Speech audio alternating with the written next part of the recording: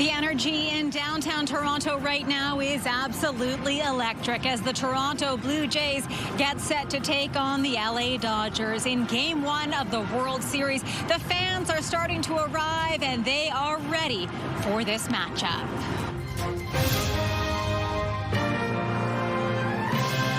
CTV National News with Heather Butts.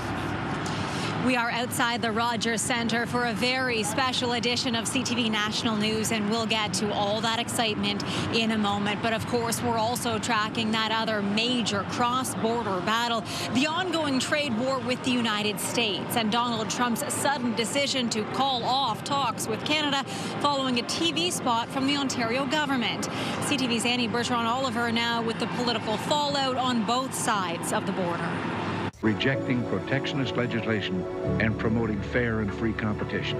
Ontario's $75 million ad featuring the voice of the late Republican President Ronald Reagan was only on the air for about a week, but it appears to have hit a nerve. The U.S. president repeatedly attacking the ad, saying Canada has fraudulently used an advertisement, which is fake, featuring Ronald Reagan speaking negatively about tariffs.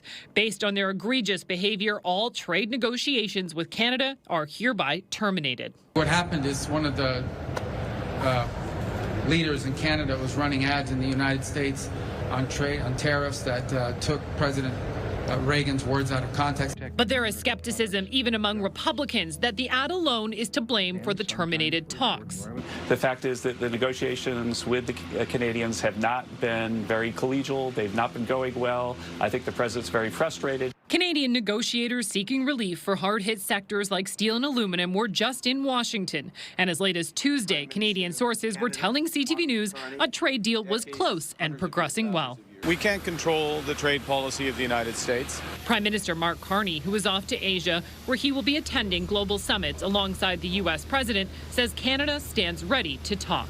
We stand ready to pick up on that progress and build on that progress when the Americans are ready to have those discussions, because it will be for the benefit of workers in the United States, workers in Canada. The Conservative leader lays the blame on the Prime Minister. The responsibility rests with the national government and its head, and that's the Prime Minister. And Mark Carney has broken his promise. The advertisement will run as scheduled during the first 2 World Series games. But the Premier's office says that in speaking with the Prime Minister, Ontario has decided to pause its U.S. advertising campaign, Heather, on Monday. Annie Bertrand-Oliver in Ottawa. Thank you, Annie. Doug Ford got some support on his ad that angered Donald Trump from his provincial neighbor. Manitoba Premier Wab Kinew put out his own video. My fellow Manitobans, Ontario's TV ads present Ronald Reagan's views on tariffs accurately and powerfully. Kinew says it's clear the ads are working. As the politics play out in public, the fate of several crucial industries hinges on getting those trade talks back online. From the auto sector to steel and aluminum and lumber, all are facing immense pressure from U.S. tariffs. CTV's Rachel Aiello now on the reaction from those sectors. Canadian industries impacted by the trade war are trying to roll with the latest punch from U.S. President Donald Trump. It's a never-ending story of ups and downs, and this is one of the downs. So we're looking forward to the next way up. The aluminum sector is among those hit the hardest. Trying to take this setback in stride, it says the longer tariffs last, the more impact will be felt south of the border. Which will just keep growing the pressure on the administration to find a way out of this situation. Similarly, the steel industry says it's waiting for further details to be made clear and will continue to work to find a path forward that works for the sector. Before Trump's termination, Canadian officials were working towards securing sectoral deals. Today, the industry minister says the American administration's unpredictability comes as no surprise. The question is not how I react, but what do we do? And my answer to that is head down. We need to concentrate on what we can control. But the auto sector says any delay in getting a deal could be dire. We can't wait until July 2026 for a new USMCA. We can't wait until tomorrow for a new USMCA. The dominoes are now falling. With the Prime Minister saying Canada stands ready to resume negotiations, business leaders say a Team Canada approach is needed to find a path back to the bargaining table. And we need to make sure that everyone is aligned with what's taking place, recognizing that some may get some relief before others do. This is not the first time Trump has abruptly ended negotiations with Canada in a social media post. In June, he called off trade talks effective immediately, citing the digital services tax. Later that month, Carney scrapped it and talks resumed. Heather? Rachel, thanks. CTV's Rachel Aiello in Ottawa. Donald Trump has portrayed Canada as difficult several times over the course of this trade war he started, and his reaction to Ontario's ad is just the latest frustration for the president. Let's bring in CTV's chief political correspondent, Vashi Kapelos, for more on this. Vashi, what are you hearing from the U.S. side on what this latest outburst is really about? Hi, Heather. Well, I've definitely been working the phones to try and ascertain from the American side, like, what is really at play here. And I did speak to one highly placed source who told me the following. First of all, that there is a quote-unquote visceral distaste for Ontario Premier Doug Ford in the White House, and that stems back to other stuff that the Premier has done, namely, for example, around removing American alcohol from the LCBO, and it translates into that. So that was agitating towards the president, but he was also very focused on the upcoming Supreme Court decision on tariffs and the hearing that's going to take place, and he seems, I was told, almost obsessed about that. So it's kind of like both of those things coming together.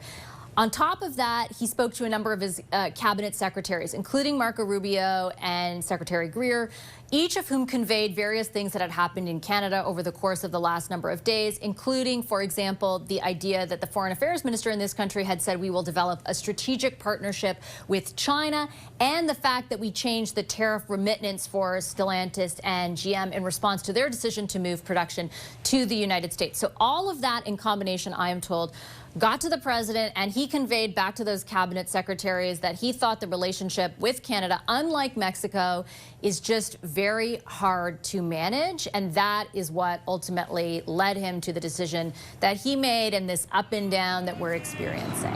Heather? CTV's chief political correspondent, Vashi Kapelos. Thank you for your insight, Vashi. The Pope weighed in on the trade dispute today, lamenting what he called the difficulties between the United States and Canada. Two countries that were once considered the closest allies at times become separated from one another, and it's another proof, another expression of why synodality, listening, and dialogue are so important, and how they have concrete applications in our daily lives. Pope Leo was born in Chicago and made the comments today in front of an audience at the Vatican. Turning now to the other major battle brewing between Canada and the U.S. This one on the baseball diamond. The World Series is here, putting the Blue Jays on the sport's biggest stage for the first time in more than 3 decades. There's certainly a lot of pre-game excitement around us. The energy is really building. CTV's John Benavalli-Rao is also taking it all in, and he joins me now. John, set the scene for us where you are. Heather, I'm a happy guy to be down here, I gotta say.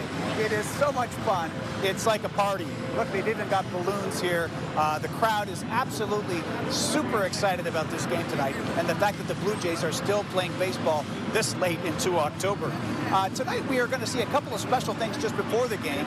Cito Gaston, the skipper who led the Blue Jays in 1992 and 93 to those World Series championships, he is going to throw out the ceremonial first pitch.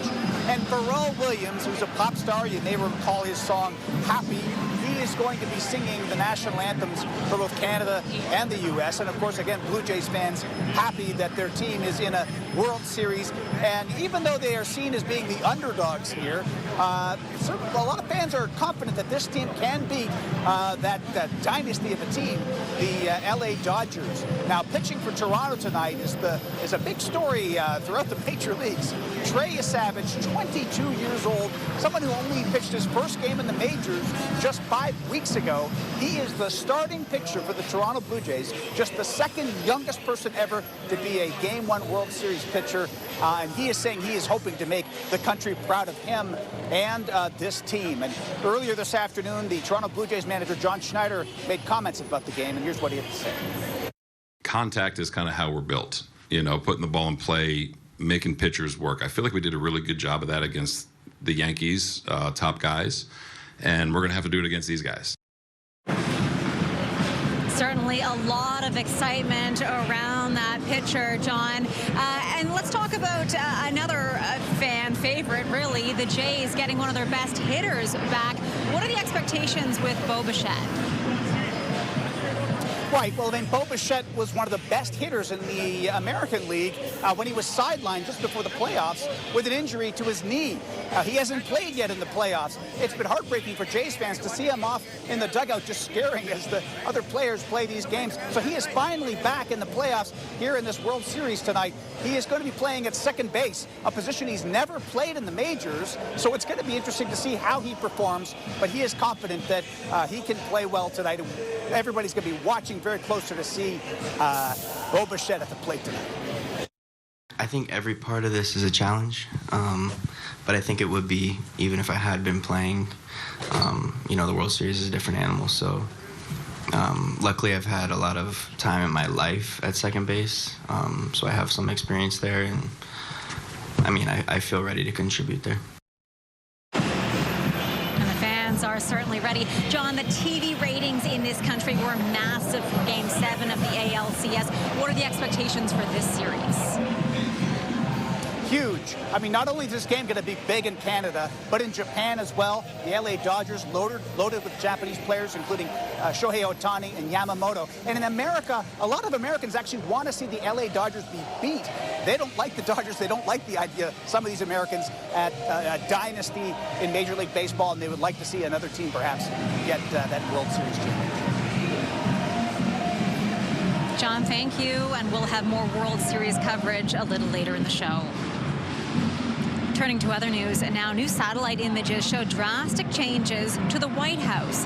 This is the before picture with the East Wing attached, and now the after.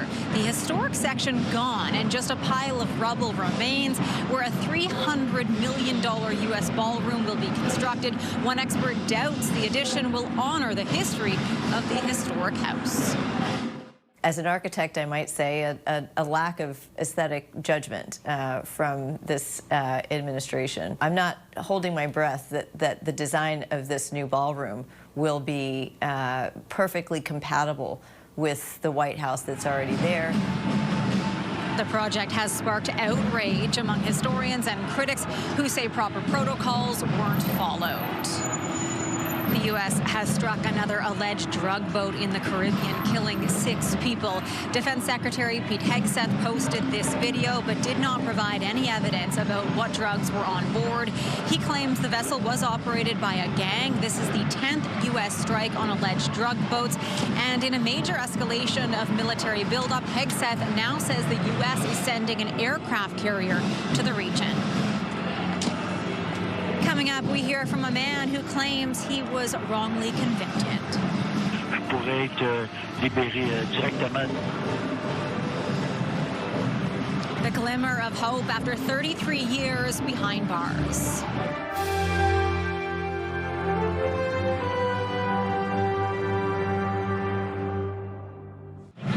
We are outside the Rogers Centre in Toronto tonight, the moment Jays fans have been waiting for. They are streaming into the gate behind me. Earlier today, I had the chance to take to the field myself to cover Game 1, along with hundreds of other media from around the world. Take a look. Take a look at this. The moment before it all begins, we are just ahead of Game 1 of the World Series here at the Rogers Centre. Blue Jays fans, LA Dodgers fans, they're all getting amped up for the game, but we want to give you a first-hand look at the ground view.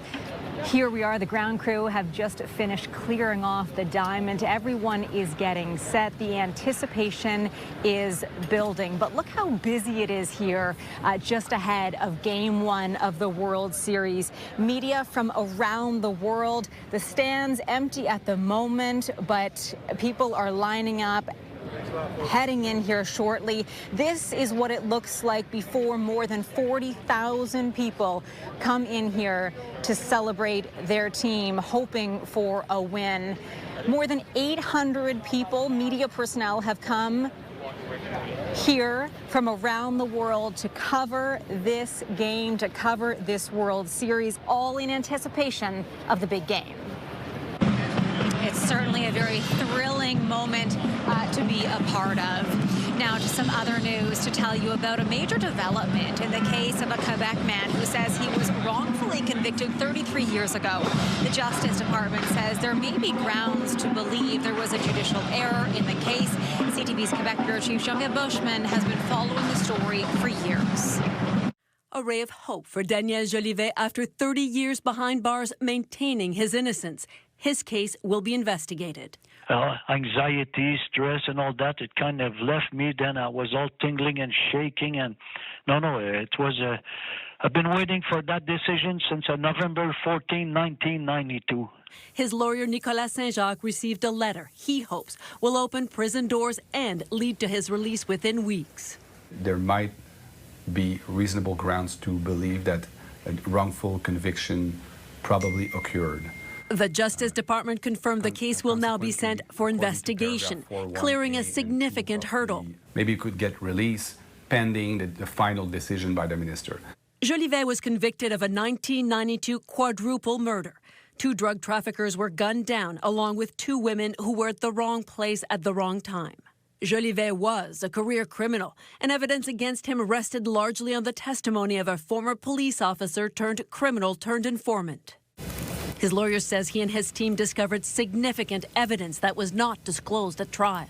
There was a lot of information that showed that he wasn't at a restaurant the day after the murder where you would have confessed the murders to the collaborating witness. The Justice Department's decision comes after years of refusals, but this summer, Quebec's Crown Prosecutor's Office concluded Jolivet may not have had a fair trial. He knows this is just a first step, but he has started to imagine life on the outside. After 33 years, I'm coming outside there from another planet there. What's happening? We still don't know just how long it might take to get through all the legal steps that could one day clear Daniel Jolivet's name. Heather. Jean-Pierre Bushman in Montreal. Thank you. Still ahead, meet the superstitious superfan. Yes, he's been living in a van down by the ballpark. Well, there are a lot of Jays fans that would do just about anything to watch World Series baseball with their own eyes if they manage to get their hands on those tickets with sky-high prices. But one man from Halifax has really gone above and beyond in his quest to witness history. I'll let CTV's John Woodward tell you this very unique story. Pretty simple setup.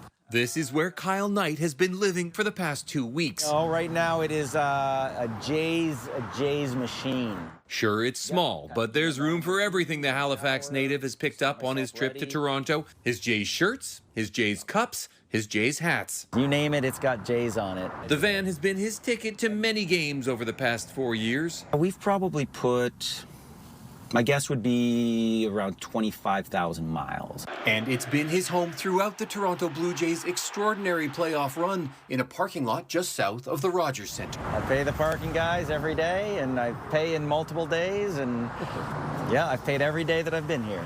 His wife Melissa flew in for one game, and he and his friends sat near where the Springer Dinger landed. He thinks this is the Jays' year. It just really feels meant to be, and it's really cool to be a part of. Knight admits he's pretty superstitious. When the Jays were down 3-2 in the last series, he moved that van 7 spots to the right. Springer hit the bomb right after I bought a pretzel, so now pretzels have to be part of this thing. So nice. All these little superstitions are just playful ways to have fun and hopefully just give the boys a little extra luck. The van has its downsides. So, sleeping under the gardener it's a little loud. But with all the sacrifices, he's doing something right. Let's go, boys! It's hard to get a hotel closer to the Rogers Centre than this. John Woodward, CTV News. After the break, a nostalgic trip from then to now.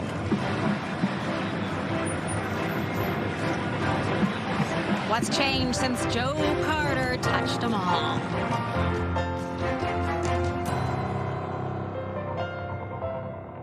A lot has changed since the Blue Jays last made it to the World Series. Kim Campbell was prime minister in October of 1993. Gas was less than 60 cents a liter, and the internet was, well, barely a thing yet. So we asked CTV's Heather Wright to go back in time and take a look at what else has changed for the Toronto Blue Jays fans. 32 years and 1 day. That is how long it has been since the Toronto Blue Jays last won the World Series. Do you remember 92 and 93, the last time they won? I wasn't born. And neither was most of the Blue Jays roster. Just 6 players were alive during the Jays' last trip to the Fall Classic, including pitcher Jeff Hoffman, who was just 10 months old. Everybody was watching the same game. There was no internet at the time, so that's all we had. Back then, the Blue Jays' opening day payroll was the highest in the league at nearly $46 million in 1993 dollars, which is roughly $100 million today. Much less than the $239 million spent by the Blue Jays this year, the 5th highest payroll. Outside the Dome, the hot dog vendors haven't changed much in 30 years, though their prices have. $6 now compared with $2 in 93. But one of the biggest changes, tickets. How they're bought and how much they cost. 32 years ago, dedicated fans camped out all night to score World Series seats. This year, tickets were scooped up online in minutes, with some resale prices as high as $20,000. Not even close to prices 30 years ago. Singles and obstructed seats on sale for all 4 games of the World Series at $78, $58, and $32. Touch them all, Joe! And while a lot has changed since Joe Carter touched them all, some things have not. Rick Pritchard biked down to the Rogers Centre just to take it all in. Here I am trying to get a smell of the atmosphere. Lois Newell is from Nova Scotia and watched the Jays win in 93 with her son Andrew.